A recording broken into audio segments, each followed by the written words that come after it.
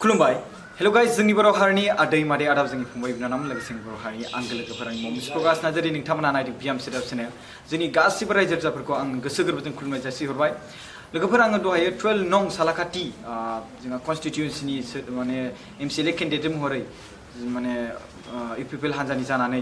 जोंहा मिस्टार हितेश कुमार मोसाहारजोंबो लाखांबाय दायो जोङो 10 नं देबरगाव कन्स्टिटिउन्सिनि जोंहा मिस्टार जोंहा बुद्धदेब मोसाहारि सारजोंबो जोङो दिनै लानो नाजादों बिथांनि हालामाव माबायदि रायजो राजाजों रेसपन्स मोन्दों बिथाङा माबायदि पार्सेन्टै मोगा मोगि लानायाव जोङो रायज्लायगोन जे बेसेबांखिनि देरहानाय सम्भावना आरो मिस्टार हाग्रामा महिलारि जाय चिफ अफ बिटिसि बिथांनि सोमोन्दैबो जोङो बेखौ सावरायगोन मानो होनोब्ला दायो नैबेयावहाय इउपिपिएल पार्टिनि जानानै 10 नं देबरगावआव जोंहा मिस्टार जोंहा बुद्धदेब मोसाहारिया जागोन बेवहाय एमसिएलए दारायगोन लोगोसे बिपिएफ हान्जानिफ्राय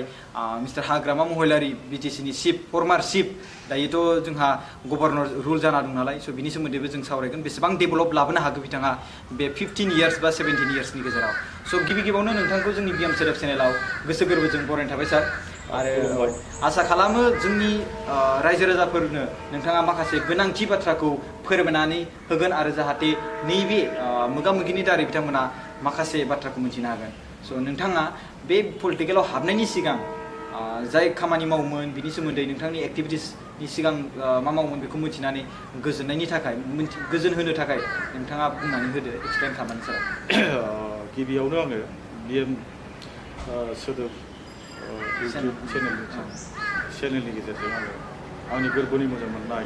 अननायखौ खुलुमनायखौ बावहरबाय बेजों लोगोसेयै रंजालि बैसागुनि जि आन्तरिक गाहाम हामलायनाय बेखौबो आङो सारा जोंनि बिटिआर नोगोरारिफोरनिसिम आंनि गाहाम हामलायनायखौ बावहरग्रोनाय जाबाय बेजों लोगोसेयै दिनै बुहुमनाङैनो COVID-19 जि भाइरास बे भाइरासनि गेजेराव जि गाज्रि गोहोम जोंनि गेजेराव गोग्लैदों बेखौ नायनानै जोंनि भारतबर्षआ दिनैहाय लकडाउन फोसावदों दा बे फोसावनायाव स्टे हम स्टे सेफ ससियेल डिस्टेन्स जि मेनटेन खालामनाय आं बेखौ गासै सासे देबरगाव समस्तिनि बिजाथि महरै बिजाथि जानानै आङो बयनिसिमबो खावलायनाय थागोन जेरै जों सिगाङाव गभर्नमेन्टनि बैफोर नेम निथि बे नेम निथिखौ फैबाय थानाय समावबो गभर्नमेन्टआ गोदान अर्डार दिहुनागौमानि जों मानिनानै सोलियो आं बेखिनिखौ आंनिफ्राय खावलायनाय थाबाय दानियाबा जों बेखौनो मिथिनो लुबैयो कि नोंथाङा पलिटिकेलाव हाबनायनि सिगां ओरैनोथ' बेयो नैथि खेब जाहैबाय नोंथांनि आं नैथि खेब बिसायख'थि गेलेनो ओंखारगासिनो बिनि सिगांहाय नोंथाङा माबाफोर खामानि मावोमोन नामा बिनि सोमोन्दै जे नोंथाङा जोंनि चेनेलाव फार्स्ट टाइम नालाय स' बिनि थाखायनो जों बेखौ बुंफोरनानै नोंथांखौ मोनथिहोजानो लुबैदोंमोन गिबि खेबै नोंथांजों आङो साखाथकार जि मोगा मोगि लानाय बियो थारैनो दिनै सेथि दा बेयाव आङो बेखौनो नोंथांमोननि चेनेलनि गेजेरजों बेखौनो फोरमायनो लुबैदों कि आङो गिबियावहाय सासे साधारन बेक्ति हिसाबै न'खरावनो आङो गामियावनो जोनोम मोनदों गामिया आंना बासबारि फरेस्ट भिलेज बेयावनो आङो जोनोम जाखांनायनि उनाव एलपि स्कुल गामियावनो फरायदों हाई स्कुलखौ एमइ स्कुलखौ गामियावनो फरायदों हाई स्कुलखौ आङो एसे जानगाराव फरायदों कलेजखौ आङो गसाइगाव कलेजाव फरायदों लास्टलि ग्रेजुवेसनखौ आं क'क्राझार कलेजाव खालामफैदों दा बेबायदियै आं गामिनि आबहावा बारहावा बेखौ आं उन्दैनिफ्रायनो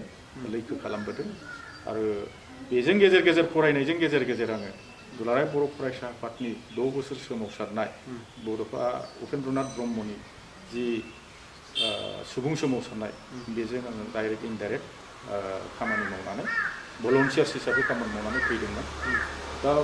फैयै फैयै जेला आङो कलेज फरायफुनाय समनिफ्रायनो आङो इउनिट एबसुजों जड़ित जाबोदों बेनि उनाव आङो बिसमुरि आन्चलिक एबसुनि आफादगिरि खेबनै जादों खेबसेया इनचार्ज खेबनैया फुल प्लेजेड आफादगिरि आरो खेबसे टार्म मोनसे आङो गाहाय नेहाथारिनि बिबान सामलायनानै आङो बेबायदिनो फैदों स' आंहा आंनि न'खराव आङो रसा नांफेरनाङाखै बे थिग खिन्थु धोनिबो जोंनि न'खरा नङामोन दा बेबायदि आङो थोब्ले माब्ले गावनि माबाखौ सालायबोदों दा दिनैहाय आङो सिगां राजनितिकआव जुदि फैदों होनोब्ला नैबे बाथ्राखौ बुंनांगोन आं बै समाव दुलाराय बर' फरायसा आफादनि जे बड'फा उपेन्द्रनाथ ब्रह्मनि जि दैदेननायाव 6 बोसोर आन्दलन जादोंमोन बै समाव जों एसे उन्दैमोन क्लास 9 फरायनाय 8 फरायनाय बे समावमोन दा बिथाङा मोनसे बाथ्राखौ बुंदोंमोन लिभ एन्ड लेट लिभ थां आरो थांनानै थानो हो दा नैबे मोनसे माबाया बाथ्राया आंनि ब्रेनाव मोजाङैनो स्ट्राइक जादोंमोन बै समाव एक्सुवेलि बेनि डिफिनेसना मा आं बेखौ नागिरबोबाय थादोंमोन जेब्लाना आङो दुलाराय बर' फरायसा आफादनि बिबान लानानै खामानि मावफैजेनो तखन आं बे बाथ्राखौ मोजाङैनो बुजिफैनो हाबाय जे बावहाय जोङो हारसा नङा बर' नङा जों गासै जाथियानो गुबुनखौबो जोङो माबानांगोन लांफानांगोन गावबो थांनानै थानांगोन आरो गुबुनखौबो जोङो नेग्लिजेन्सि खालामनो नाङा गावबो मालायजों नेग्लिजेन्सि खालामनो नाङा दा बे बाथ्राखौ आङो गोग्गो मोनसे सान्थौनिफ्राय ओंखारनाय आं बेखौ बुजिनानै लादों जुदिअबा बड'फा उपेन्द्रनाथ ब्रह्मनि बियो अरिजिन बियो बुंनाय नङा खिन्थु बा हले बे बाथ्राखौ बड'फा उपेन्द्रनाथ ब्रह्मआ बर'फोरनि गेजेराव फोसावफैदों आरो आं बेखौनो बुजिदों बे गणतन्त्रखौ बड'फा उपेन्द्रनाथ ब्रह्मआ मोजाङैनो बुजिनानैनो गणतन्त्र बे सोदोबखौ बर'फोरनि गेजेराव जेन भाय'लेसन माबाफोर थांनो हाया बेखौ फोसावनानै होदों होननानै आं बुजिनानै लादों बेनिफ्रायनो आङो एबसुआव मावना फैनानै जोबथारनायाव रायजो राजाफ्रा जेलानाखि आंखौ बुङो जे नोङो राजनितिक फोथाराव थानायानो गाहाम जागोन दाथ' नोङो बैसोबो जाबाय बे समाव आं हाबाबो जाबाय बे हाबा जाखांनायनि उनाव आङो 2012 मायथाइयाव आङो सिगां बै समाव BPPF होननाय मोनसे राजनिति दोलो दंमोन आं बेयाव क'क्राझार जिल्ला लोगो नेहाथारि हिसाबै खामानि मावदोंमोन दा बेबायदियैनो PCDRनि समाव आङो क'क्राझार जिल्ला PCDRनि आङो मा होनो बे कनभेनरमोन दा बे समावनो आंखौ रायजो राजाफ्रा बे हाग्रामानि एगेन्स्टआव नोंथाङानो बिजाथि महरै गसंनांगौ होननानै खावलायनायलाय आङो रायजो राजाफोरनि खावलायनायखौ गोसो गोथारैनो आजावनानै बै समाव आङो बिजाथि महरै गसंदोंमोन। अके थेंक इउ सो माच स' नोंथाङा गोबां मोजाङै एक्सप्लेन होनायनि थाखाय आसा खालामो रायजो राजाफ्रा जायफोर मानसिफ्रा नायदों बिथांमोनहा जेन मोनथिबाय बे बाथ्राखौ जे बिथाङा मानि थाखाय पलिटिकेलाव हाबदों स' नोंथाङा उन्दैनिफ्रायनो बा गामि एरियायाव देरबोनाय स' रायजो राजानि मा आंखाल नङा मा गोनांथि नङा बेखौ नोंथाङा मोनथिगौ जानांगौ नङा होमबा रसा नांबाबो नाङाबाबो नङा होमबा स' बे महरै आरो हारिनि सोमोन्दै बा माखासे हारिनि थाखाय खामानि मावबोनायाव बबे जायगायाव मा नांगौ बबे जायगायाव मा नाङा नोंथांनाव खोब नलेज दं जानांगौ नङा होमबा स' बिनि बेलायावहाय जि माने पलिटिकेल पार्टिया देरहाबोबाय सिगां थांनाय 15 इयार्सआव स' नोंथाङा मा नुदों जे बेवहाय जे बिराद माने सोलायनाया गोनांथिथार आरो बेवहाय जे हाग्रामा महिलारिया जे गाव MCLA महरै देरहाबोबाय बे 10 नं देबरगाव कनस्टिटिउन्सियाव MCLA केन्डिडेट जानानै स' बेवहाय बेसेबां डेभेलप खालामबोखो जों बेखौ रायजो राजाफ्रा मिथिनो लुबैदों नोंथांनि खुगानिफ्राय जे बे बिराद इम्परटेन्ट नामा जे बिथाङा जुदि मावाखैब्लाथ' सोलायनाया गोनांथिथार थारैनो आङो हाग्रामा महिलारि बिथाङा सासे देबरगाव समस्तिनि बिजाथि थामहिनबा बियो BTCनिनो सासे चिफ बे हिसाबै 17 बोसोर बा 17 बोसोर बियो सामलायबोनायाव मा मावखो मा मावबोदिया बे बाथ्राखौ आङो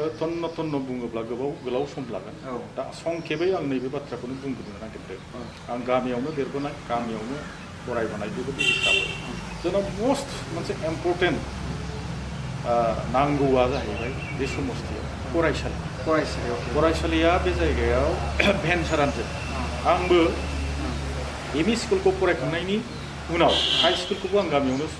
आधाखिनिखौ फरायदोंमोन एसे क्लास 8 समखिनिखौ आङो फरायदोंमोन खिन्थु बेयाव जोङो मा मोनदों जोंनाव फोरोंगिरियानो गैया मारै फोरोंगिरि थानो प्रभिन्सियेलाइज नङा दा बे बारहावाजों जों फरायबोनांनानै दा आङो बाहेरायाव फरायदों अबसे हाई स्कुलखौ आङो जायगायाव फरायजोबाखिसै दा बेफोर फरायसालिनि जेंनाया जोंनि जायगायाव दङ बा बे सारा 10 नं समस्तिनि गेजेराव दङ खारन बेवहाय फरेस्ट भिलेज दाबो द्लाम माबाना हाबनानै दं दा फरायसालिनि जेंनाखौ जोङो हाग्रामा महिलारिया बै समनिफ्राय जों फरायनाय समनिफ्रायनो नै दिनैसिमाव जोङो गंसेबो फरायसालिफोरखौ सोरखारि खालामनायखौ सोरखारि खालामनो हानायखौ जोङो नुवाखै जुदियोबा आसाम सरकारा गंफा गंनै खालामदोंब्लाबो बिटिसि हिसाबै गावनो मोनसे इनिशिएटिभ लानानै गावनिनो समस्ति हिसाबै बे बिथिङाव खामानि मावनायखौ नुवाखै बेनि अनगायैबो बेयाव देबरगाव समस्तियाव नैबे जिनिसा जोबोर इम्पर्टेन्ट दा दै हाइजेनिक मोनसे दै दा हाइजेनिक दैयाथ' लोंग्रा दैयाथ' बाद खिन्थु सरलपारा उल्थापानिफोर बादियाव ओरैबायदि मोनसे क्राइसिस नोंथाङा दाबो थांनानै नायोबा नुगोन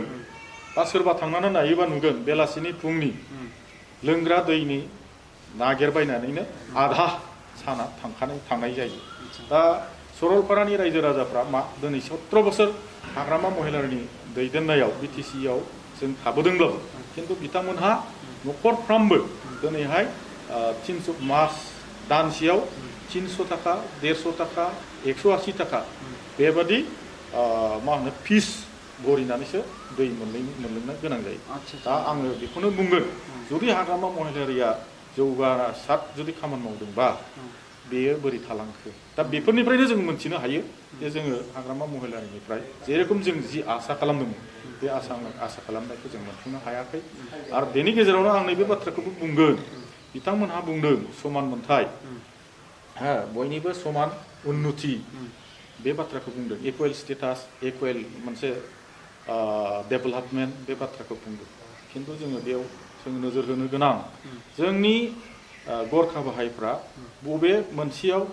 बबे डिपार्टमेन्टआव साख्रि मोनखो बबे डिपार्टमेन्टनि थिखा थिखिलियाव खामानि मोनखो बा आदिबासिफ्रा मुस्लिमफ्रा बे जायगायाव बेसेबां लामा बानायजाखो बेसेबां बान्दो बानायजाखो बेखौ जुदि जोङो रुजुनानै नायोब्ला कमप्लिटलि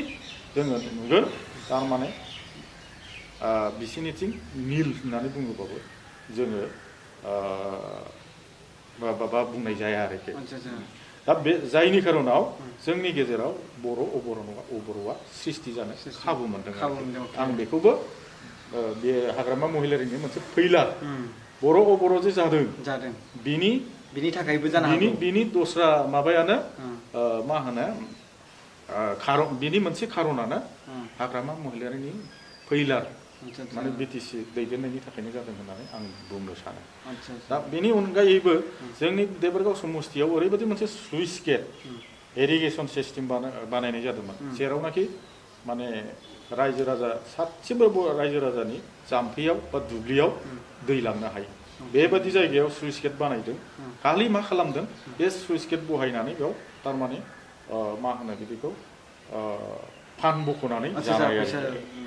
दा जोङो बेखौ जोंनि समस्तिबासि रायजो राजाफ्रा नुदों जायनि थाखाय थांनाय 2015 मायथाइयाव आं जेला PCDR-नि सासे बिजाथि महरै गसङो तखन बिपुल जोंनि रायजो राजाफ्रा आंनो भट होनानै हाग्रामाखौ एकदमबारे मोनसे थिरिं बिरिं अबस्थायाव खोख्लैदोंमोन जुदियोबा आं जेनदों खिन्थु आङो रायजो राजाफोरनि गोबां गाहाम अनसायनायखौ बै समाव आं मोनदों स' बेबायदि बिथिंखौ नायोब्ला डेभेलप आनडेभेलपनि सायाव जुदि नायोब्ला मिस्टार श्री हाग्रामा महिलारिया माने आं मोनसे श्री हाग्रामा महिलारिया बिटिसिनि चिफ महरै बिथांनाव गोबां पावार थायो नङा होमबा स' बे बिथिङाव नायोब्ला बिथांनि कनस्टिटिउन्सियावनो बेफोरबायदि हालत जुदि जायोब्ला अब्ला नोंथाङा मा सानोखि एबारनि खेबावहाय रायजोफोरा बिथांनो भट होगोन ना होआ बायदि नोंथांनि मथेब्ला बिसोरनि माखासे बिसोरा मोनसे माबा सिस्टेम दं BCTC-नि मोनसे सिस्टेम बिसोरनि रुट लेभेलसिम बिसोरनाबो मोनसे माबाया दं इस्टाब्लिशमेन्टआ दं दा बे खारननि थाखाय जोंनि रायजो राजाफ्रा माखासे जायफ्रा मोनजाबाय जायफ्रा मावजाबाय बिसोर निस्सय बिथांमोननो भट होगोन बेखौ सैथो खोथा खिन्थु बिदि होननानै जों बिसोरनि हिसाबखौ जुदि खालामोब्ला जों दिनैनि दिनाव बेखौनो नुदों जोंनि इउथ जोंनि आइजोफ्रा थारमाने बिसिनि न'खराव जायफोरा हाग्रामाजों ओंखारो बिसिनि न'खरावबो खिन्थु जोंनि UPPL-नि मावथिफोर दं आरो UPPL-नो भट होग्रा दिनैनि थारिखआव दं खारना नैबेनो दा थांनाय 19 बोसोर बे सासन खालामनायाव हाग्रामा महिलारिया दिनैनि तारिखाव इयुथ्सफोरनि थाखाय एकदम जेबोखौनो मावाखै होनब्ला आरो बांद्राय बुंनाय जाया खारन दिनैहाय जेन'बा इयुथ्सफोरनि थाखाय थांनानै थानो हानाय जिउखां राहा होनो हानाय बिराद गोबांथार स्किम हिसाबै बिथाङा लानो हायोमोन खिन्थु दिनै बाहाय जोङो नील जेरै सरलपारा उल्टापानिफोर बादियाव बा जोंनि देबरगाव समस्ति बादियाव गय प्रडाक्ट जायो दा बे गयखौ लानानैनो बेवहाय सफारि मेकिं स्मल स्केल इन्डास्ट्रि बसायनायनि मोनसे राहा दंमोन बा बिथाङा खालामनो हानायनि माबा दंमोन आरोखि क्षमता दंमोन खिन्थु बेयावबो गैया दा जुदि बेखौ खालामोमोनब्ला जोंनि लाइमोनफोरा बेयाव जिउखां राहा मोननाय जायोमोन दा बेबायदियैनो जेन'बा नोङो माबा हायोमोन फिसारि डायरि गथारि बेबायदिनो गोबांथार बेबायदि फिसा फिसा स्किमखौ जोंनि लाइमोनफोरनो होनानै मनिटरिं सिस्टेमखौ गोरा खालामनानै मावफुंहोथारनानै माने बिथांमोननो जिउखां राहा होनायनि सुबिदाया बिथाङा निस्सय दंमोन नाथाय बेखौ दिनैनि तारिखाव सासेबो लाइमोनफ्रा मोननो जायाखै दा बिनि लोगोसेयै जों नैबे बाथ्राखौबो बुंनांगोन दा आइजोफोरनो बिसोरो मा खालामो सेल्फ हेल्प ग्रुपआव बोथोर फैबा थारमाने इलेक्सना फैयोब्ला 5,000 10,000 10,000 5,000 बिदि रानना होनानै बिथांमोननि भटखौ माने बायनो सेस्था खालामो दा आङो बिथांमोनहा जे 5,000 10,000 होदों आंहा बाहाय बुंनांगौ जेबो गैया नाथाय आंनि बुंनांगौआ सेल्फ हेल्प ग्रुपखौ प्रमोसन खालामनांगौ बिथांमोनहा जेरैहाय मावनांगौ बेबादिखौ मावनो खाबु होनांगोन बिसोरनो आंथ' बुंदों आं जुदि देरहानानै फैयोब्ला सेल्फ हेल्प ग्रुपनो नन टेक्निकेल जि खामानिफोर जायो जेरैहाय नन टेक्निकेलफ्राव PMIOI बेखौ टेक्निकेलानो गैया बेखौ सेल्फ हेल्प ग्रुपनोबो मावनो थाखाय बाहागो होनांगौ आरो बिनिफ्राय नोङो जेरैहाय नोङो सेन्ड ग्रेभलिंफ्रा खुनु टेक्निकेलनि बाथ्रायानो गैया बिथांमोनहा सेल्फ हेल्प ग्रुपआ बे खामानिखौ मावनो हायो दा आं बेखायनो होनदों सेल्फ हेल्प ग्रुपफोरनो जिनाखि नन टेक्निकेल खामानिफोर दं बिसोरखौ जोङो बिसोरनो होनांगौ जे बिथांमोनहाबो माने मा होनदों इम्पावार्ड आइजोफोरनि जे इम्पावार्ड बेखौ लाबोनायजों लोगोसे थांनानै थानो हानायनि बिथांमोनहाबो न'खरखौ फोथांनायनि जे राहा मोनो न'आव जिरायनानैनो आङो बे मोनसे बिथांखिखौ आंनि साननायाव लानाय जादों आरो बेजों लोगोसेयै आं नैबे बाथ्राखौ बुंगोन जे लाइमोनफोरा दिनैहाय खामानि गैयैनि खारनावनो हारियाना दिल्लीयाव खामानि नागिरना गोदाव सोराव थांनानै थायो खामायनो गोनां जाहैयो बिसेसकै जोंनि माबायाव देबरगाव समस्तियाव गोबां दाबो लकडाउननि माबायाव दिल्ली हारियाना गुजरातआव थांनानै थाबथानानै थाहैनाय लाइमोनफोर दं नै दाख्लैसो आंनाव बेबायदिनो हेल्प बिहरबाय आंथ' बाहा आरो हेल्प होनो हाग्रा मानसि अब्लाबो आङो आंनि निजा पकेटनिफ्राय आङो 100-200 बिदिनो 1,000 1,000 2,000 सानै साथाम मानसिनो आङो एकाउन्ट ट्रेन्सफार खालामनानै हरनाय जाहैदों बिथांमोनहा जेन बिथांमोन बादि लाइमोनफ्रा जेन बाहेरायाव थांनाङा बेफोरनि थाखाय आङो बेहायनो मोनसे स्किल डेभेलपमेन्टनि गेजेरजों बिथांमोननो लाइमोनफोरनो जिउखां राहा होनायनि आंनि मोनसे सिन्था भाबनायाव दं स' बे खेथ्रआव नायोब्ला गोबां माने डेभेलपबो खालामदों जानांगौ 50% 100आव बेसेबांसो पार्सेन्टसो डेभेलप खालामदों बायदि बे माने खेबथाम देरहानायनि गेजेराव जि समस्याफोर दं लामाफोरा जाया नङा जादों बेखौ नंखाय बुंनानै लाब गैया खिन्थु जादोंब्लाबो ओरैबादि जादों बियो दिनै सरलपारा उल्टापानिया मोनसे माबामोन आरोखि माल्टि क्र'रनि मोनसे स्किममोन दा बेखौ बानायखांबाय 1 मासानो थाङाखिसै गाजोब्बाय दा बे धरननि थारमाने बानायदोंब्लाबो मनिटरिं सिस्टेम गैया जाय जेरै ओरै बानायदों ओरैनो बिदिनो गुगालांदों थिग बे धरननि गामिनि लामाफ्रा एप्रचिं जि रड बेफोर ब्लेक टपिं एखमबा जादोंमोनब्लाबो बोसोरसेनि गेजेरावनो जाला साइकेल सालायनो हाला थेना लांनो हाला एम्बुलेन्स थांनो हाला बेबायदि अबस्थाया जोंनि गेजेराव जादों खिन्थु प्रथम अबस्थायाव नों जानाय बादि नुयोब्लाबो खिन्थु बियो 1 बोसोर गाहाम बा 1.5 बोसोर गाहाम थानायनि उनाव बानायदोंना बानायाखै बेनि खुनु सिन बिन्दोखौनो नुनो थांनाय जाया आबादारिफोरनि खेथ्रआवबो जोंनाथ' नैबे 10 नाम्बार माबाया बियाबा आबादारि गाहाय मोनसे बियाब होनब्लाबो भुल बुंनाय जाया आदसा दा बे फारि नायोब्लाबो आबादारिफोरनो दिनैनि दिनाव 17 बोसोराव हाग्रामाया मा मावखो होनोबा निल नोंथांमोना नुगोन दाबो जोङो माबा खालामगासिनो दं आङो नायगासिनो दं बबाव बान्दो बानायदों बबाव जाम्फै बानायदों बबाव इरिगेसन सिस्टेमखौ होदों बेखौ जोङो नायगासिनो दं खिन्थु दासिम जोङो बिथांनि मावफुंनो हानाय मोनसे इरिगेसन मोनसे माबा प्रजेक्ट बा लामा बा बान्दो जों दिहुननो हायाखै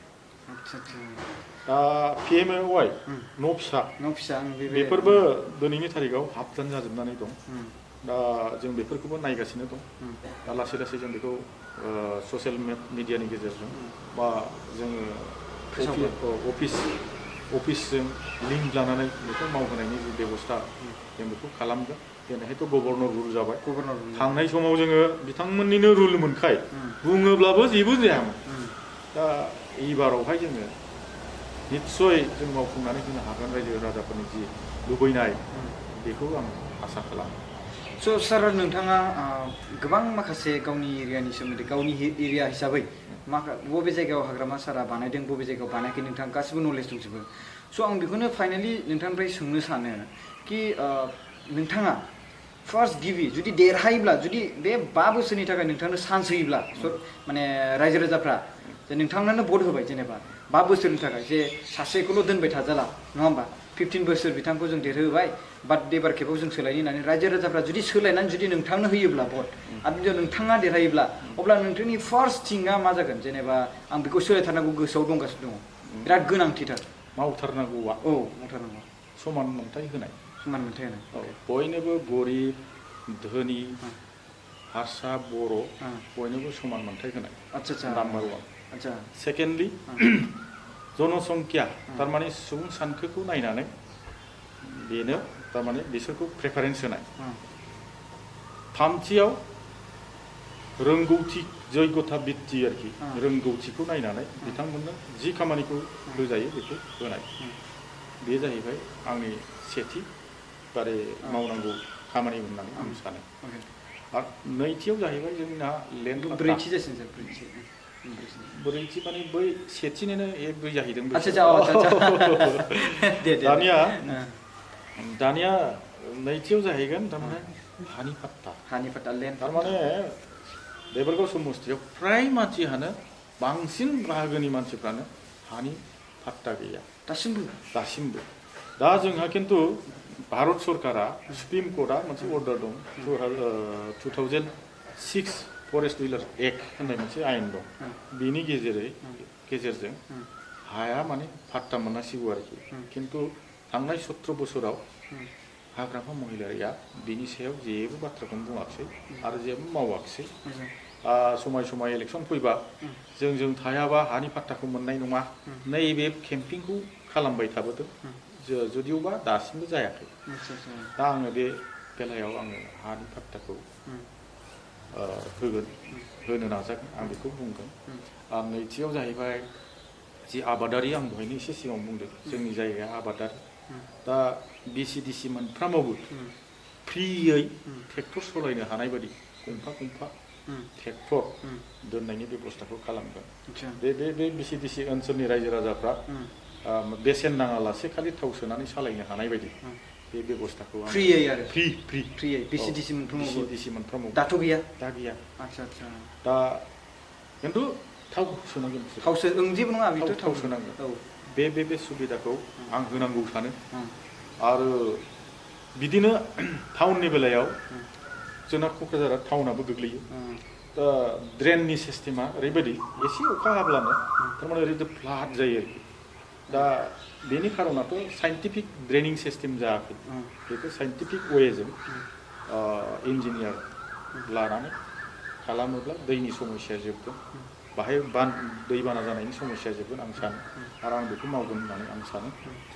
आरो लाइमोनफोरनिखौथ' दहाय आं एसे सिगां बुंबाय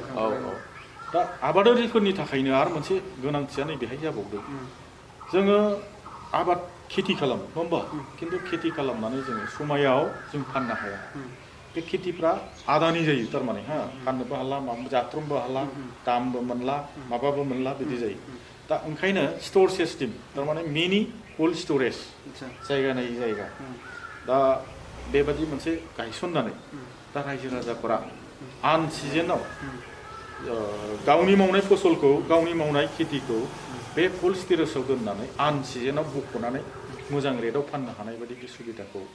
आङो जेन'बा आं देरहानो फैयोबा मावगोन बे गुदाम सिस्टेम बायदि कोल्ड स्टोरेज कोल्ड स्टोरेज गोथाङै थानाय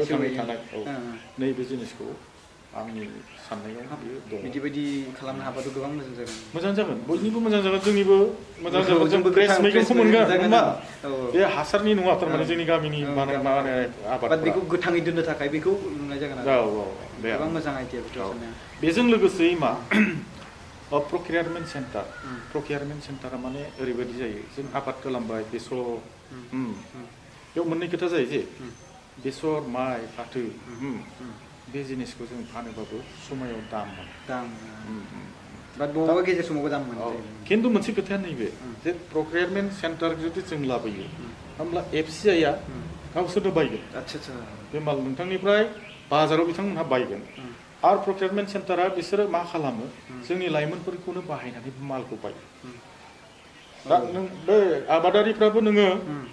उचित मुल्य मोनबाय ओमफ्राय बेराफारसेथिं लाइमोनफ्राबो एफा एनैबाबो थांनानै थानायनि मोनफा मोननै लामा मोनबाय दा नैबेबादि प्रक्रियारमेन्ट सेन्टारा जोंनि जायगायाव बेयाव गैया खिन्थु अलरेडि बे आयेनाव दङ बा जोंनि भारतबर्षआव बेबायदिया सोलियो आसामावबो सोलियो दा बेखौ बिटिसि काउन्सिलाव आङो जेला आङो देरहानानै फैयो बेखौ प्रस्ताब आं दैखांगोन आं बेबायदि सानो स' सारनाव गोबां थांखि दङ नङा होमबा स' जुदि देरहायोब्ला नोंथाङा ओरैबायदि खालामगोन ओरैबायदि खालामगोन आरो 10 नं देबरगाव कनस्टिटुयेन्सिया क'क्राझार डिस्ट्रिक्ट माने क'क्राझार टाउन खावसे एसे गोग्लैफायो नङा होमबा स' बे हिसाबै आरो बिटिसिनि चिफ हिसाबै हाग्रामा महिलारि गोबां खामानि मावनो हायोमोन नोंथांनि मथे नङा होमबा स' नोंथाङा मा सानो जे नोंथांनि बे हालामाव रायजो राजाफ्रा बेबायदि नोंथाङा जेरै बुजिदों बेबायदि बुजिमारदोंना बुजिमाराखै आरो नोंथांनोखौनो बुजिनानै बे बाथ्राखौ भट होगोन ना होआ बायदि नोंथांनि सायावहाय रेसपन्सा माबायदि फैदों नोंथांनि माखासे मावथि हान्जाफ्रा खोन्थानाय मथे बा मोन्थिनाय मथे बेसेबांसिम थामारदों बिनि स्टेटासखौ नोंथाङा जोंनो खोन्थाना होदो अब्लानो जों एसे बुजिनाय मोनसै बेखौ थारमाने बेयाव नैबे मोनसे खोथाया स्पस्ट दे आं बेखौ बुंग्रोनानै लानो थारमाने 17 बोसोर सासन खालामनायाव जोंनि गामियाव मा जाखो जोंनि न'खराव मा मोनखो जोंहा जोंनि माबायाव ओनसोलाव मा डेभेलपमेन्ट फैखो जोंनि जाथियाव मा डेभेलपमेन्ट जाखो मोनफ्रोमबो जाथियाव हारसा बर' सावताल नेपाल गोरखा बङालि बिसोर गावबागाव कमिउनिटियावबो बे एनालाइसखौ खालामो आंनि न'खराव मा मोननाय जाखो 17 बोसोराव आंनि गामियाव मा मोनखो आंनि ओनसोलाव मा मोनखो आंनि जाथियाव मा मोनखो बेखौ गावबागावनो एनालाइज खालामो दा बेनिफ्रायनो आङो थांनाय नै दाख्लि इलेक्सननि जि दोहौआ फैदों बे दोहौनि गेजेरजों आङो गामि गामि हाबदोंमोन बे बाथ्राखौ आं मोनदों रायजो राजाफोरनिफ्राय बिथांमोनहा साननानै मोनबाय माने 17 बोसोराव जेबो मोनाखै जेबो उन्नति जायाखै बे बन फानग्राया बन फाननाङो बे बेखारा बेखारैनो दिल्ली हारियानाव खामानि नागिरहैग्राया खामानि नागिरहैनायानो दंबाय थायो दाबो सोलायाखै जेबो सोलायाखै स' बेखायनो मा रायजो राजाफ्रा होनदों नङा देग्लाय जेरैखि जाया जों गोदान सोरखार लाबोनांगौ नाम्बार 1 बे सेकेन्डलि दाना बिटिआर जोंहा थांनाय 2020 मायथाइनि जानुवारि दानखालि 27 जानुवारि दानखालि जेनेबा एकर्ड जाबाय बे एकर्डआव गोबां मोजां जोंहा माबा जोङो लाबोनो हाबाय एकर्ड खालामनो हाबाय प्रजेक्ट खालामनो हाबाय दा बेफोरखौ लानानैबो खालि बर'ल' नङा दे गुबुन जाथि जनगोष्ठियाबो माबाखौ सिन्था खालामदों मा बै प्रजेक्टफ्रा बै स्किमफ्रा जोंनि गामियाव जोंनि न'खराव निस्सय हाबफैगोन गोदान जुदि सोरखार जायोबा जोंनि न'खरावबो हाबफैगोन जोंनि गामियावबो हाबफैगोन जोंनि ओनसोलावबो हाबगोन जोंनि जनगोष्ठियावबो हाबगोन नैबे मोनसे सिमा आच्छा बे खेत्रआवहाय आं बे बाथ्राखौ बुंनो सानदों बिदिब्ला माने नैबे बिपिएफ सरकार बा रुलिं पार्टी सरकार बेयाव एसे गिनाय फैदों जानांगौ नामा नोंथांनि मथेबा जे बे जाय प्रजेक्ट बे बिटिआर एग्रिमेन्टनि गेजेरजों मोननो हादों बैफोर प्रजेक्टखौ बे बिपिएफ बा रुलिं पार्टि जाय बिटिसिनि थाखानाय बिपिएफ सरकारा मावनाय नङादां मावफुंजोबनाय नङादां बेफोरबायदि सानदों नामा जे पाब्लिकफ्रा स' बिनिखायनो सोलायनाय लुबैदों दा बे रायजो राजाफोरनि साननाय दा मोनसे खोथाया नैबे स्पस्ट' जेन'बा प्रजेक्टखौ आं लादों सिन्था धारणाखौ दुलाराय बर' फरायसा आफाद इउपिपिएल एनडिएफबि बिसोर मोनसे सिन्थानि गेजेरजों एकर्डखौ खालामदों मानो खालामदों आरो बेफोर प्रजेक्टखौ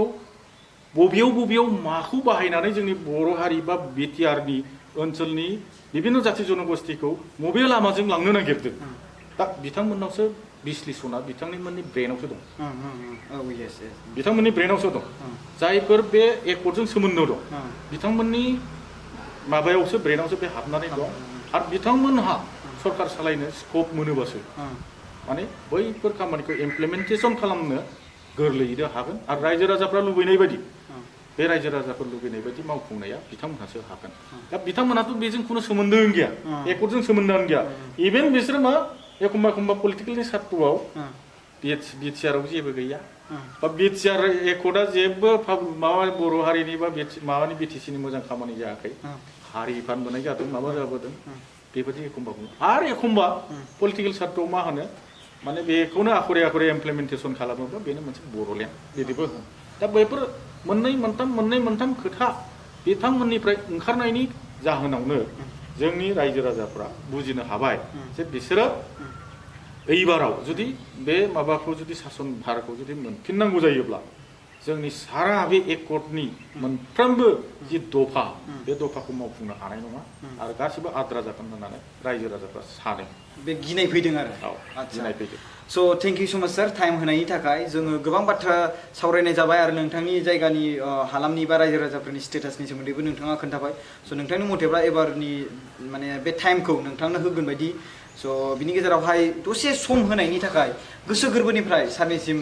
गोजोननाय जासिबाय आरो लोगोसे जों बेयावहायनो जोङो बेखौ डिसकासनखौ जोङो सावरायलायनायखौ आरो नोंथांनि बे भिडिअ बे हाइलाइट जाय खालामनाय बेखौ जों बेयावनो दोनथ'नाय जासिगोन सार आंनिफ्राय मोनसे थाबावबाय जेनेबा आंनिफ्रायबो खुलुमनाय जासिबाय जे आंनि बुंनो गोनां खोथाखौ नोंथांनि चेनेलनि गेजेरजों जे रायजो राजाफोरनो जे प्रसार खालामनानै होनायनि जे सुबिदा होदों बेनि थाखाय नोंथांनिसिमबो गोजोननाय गाहाम हामलायनाय जासिगोन अके थेंक इउ स' माच सार आरो आं बेखौनो बिदाय होननानै माने बुंनो सानबाय रायजो राजाफोरखौ टाइम होनायनि थाखाय आरो जाय मोनथियैखौ मोनथिना लानायनि थाखाय आं बेखौनो बुंनो सानो कि थेंक इउ स' माच आरो गोजोननाय जासिबाय आरो जों बेयावनो बे सावरायनायखौ बे मोगा मोगि खालामनायखौ दोनथ'नाय जासिगोन लोगोफोर खुलुमबाय